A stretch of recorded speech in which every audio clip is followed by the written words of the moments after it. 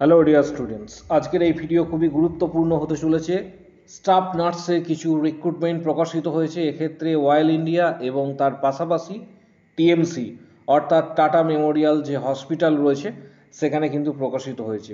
তাই ভিডিওটা প্রত্যেকে শেষ পর্যন্ত দেখবে, চ্যানেলটি সাবস্ক্রাইব করো, পাশে থাকা বেল আইকন প্রেস করো এবং বন্ধুদের উদ্দেশ্যে ভিডিওটি প্রচুর শেয়ার করবে। প্রথমে এক্ষেত্রে অয়েল ইন্ডিয়াতে রিক্রুটমেন্ট প্রকাশিত হয়েছে। এখানে দেখতে পাচ্ছ অয়েল ইন্ডিয়া অ্যাডভার্টাইজমেন্ট নাম্বার এখানে উল্লেখ করা রয়েছে। নিচের দিকে যখন স্ক্রল ডাউন করবে এখানে ডিটেলস যে তথ্য রয়েছে সেটা কিন্তু এখানে তোমরা দেখতে পাবে। এখানে যে রিক্রুটমেন্ট প্রসেসটা মেনলি নেওয়া হচ্ছে সেটা হচ্ছে কন্ট্রাকচুয়াল ফার্মাসিস্ট, অর্থাৎ কন্ট্রাকচুয়াল ফার্মাসিস্টের জন্য এখানে 4টে পোস্ট রয়েছে। যারা আবেদন করবে এখানে ডিটেলস রয়েছে দেখতে পাবে। আমি মূলত কন্ট্রাকচুয়াল যে নার্স নেওয়া হবে সেই নার্স নিয়ে ডিসকাস করব, তাই ভিডিওটা প্রত্যেকে শেষ পর্যন্ত দেখবে এবং এই ভিডিওটি প্রত্যেকের কাছে রিকোয়েস্ট করছি যে প্রচুর শেয়ার করবে, প্রত্যেকটি গ্রুপে কিন্তু শেয়ার করবে, কারণ প্রত্যেকের কাছে এই ভিডিওটি কিন্তু পৌঁছানো চাই। তাই অবশ্যই কিন্তু চ্যানেলটি সাবস্ক্রাইব করো, পাশে থাকা বেল আইকন প্রেস করো এবং বন্ধুদের উদ্দেশ্যে ভিডিওটি প্রচুর শেয়ার করবে।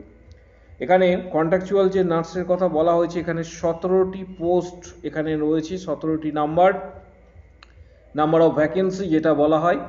মূলত এখানে যেটা বলা হয়েছে যে ডিগ্রি বা কোয়ালিফিকেশন এখানে চাওয়া হচ্ছে যে past 10+2 any stream from government recognized board আর university, past 4 years BSc nursing from an institute or university recognized by INC Government of India, must have registered under State Nursing Council, must have minimum 2 years post qualifications equivalent or relevant work experience as a nurse in a government hospital or well equipped private hospital। এক্ষেত্রে 2 বছরের experience কিন্তু চাওয়া হয়েছে। এছাড়াও আরও কিছু details এখানে বলা রয়েছে, সেটা হচ্ছে pass 10+2 in any stream from government recognized board or university, past 3 years diploma in general nursing and midwifery GNM from institute recognized by INC Government of India, must be registered with the State Nursing Council, must have 2 years experience।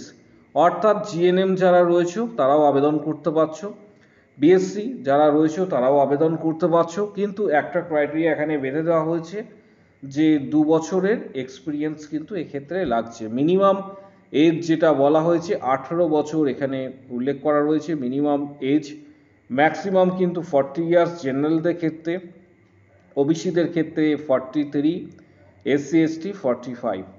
এবং salary যেটা উল্লেখ করা রয়েছে পাশেই দেখতে পাবে তোমরা, স্যালারির কথা উল্লেখ করা রয়েছে 19,500 টাকা স্যালারি রয়েছে, 19,500 টাকা স্যালারি এটা স্যালারি রয়েছে। যারা আবেদন করবে এক্ষেত্রে তারা কিভাবে আবেদন করবে সেটাও তোমাদের জানাবো। নিচের দিকে যখন স্ক্রল ডাউন করবে এখানে সম্পূর্ণ ডিটেলস তথ্যটা দেওয়া রয়েছে। ইউআর ক্যাটাগরি 8, বাকি অন্যান্য ক্যাটাগরি ক্ষেত্রে এসসি এক্ষেত্রে 1টি, এসটি 2টি, ওবিসি এনসিএল এক্ষেত্রে 5টি, ইডাব্লিউএস 1টি। এবং নিচের দিকে যখন স্ক্রল ডাউন করবে এখানে অনেক কিছু ডিটেলস তথ্য এখানে শেয়ার করা হয়েছে, যেখানে মূলত বলা হয়েছে যে কন্ট্রাকচুয়াল এনগেজমেন্ট রিক্রুটমেন্ট মূলত কন্ট্রাকচুয়াল নার্সদের ক্ষেত্রে 27/11/2024 এখানে উল্লেখ করা রয়েছে সকাল 7টা থেকে, এবং রেজিস্ট্রেশনের যে ডেট সেটা হচ্ছে 27/11/2024 সকাল 7টা থেকে সকাল 9টা। ডেট যেটা তোমাদের ডেট অফ ওয়ার্কিং বা ইন্টারভিউ বা স্কিল টেস্ট যেটা বলা হয়েছে সেটা 27 তারিখ, এবং কোথায় সেটাও তোমাদের জানাবো। এখানে যে জায়গাটি বলা হয়েছে occupational health centre OIL hospital, এক্ষেত্রে ওআইএল অকুপেশনস হসপিটাল হেলথ যে ওআইএল হসপিটাল ধুলিয়াজান, এখানে কিন্তু ডিটেলস তথ্য দেওয়া হয়েছে। অর্থাৎ তোমাদের যেদিন ইন্টারভিউ হবে সেই দিন এখানে আসতে হবে, 27 তারিখে রয়েছে অয়েল ইন্ডিয়ার পক্ষ থেকে এটি কিন্তু ডিটেলস জানানো হয়েছে। কি কি আনতে হবে সেটিও তোমাদের জানাচ্ছি।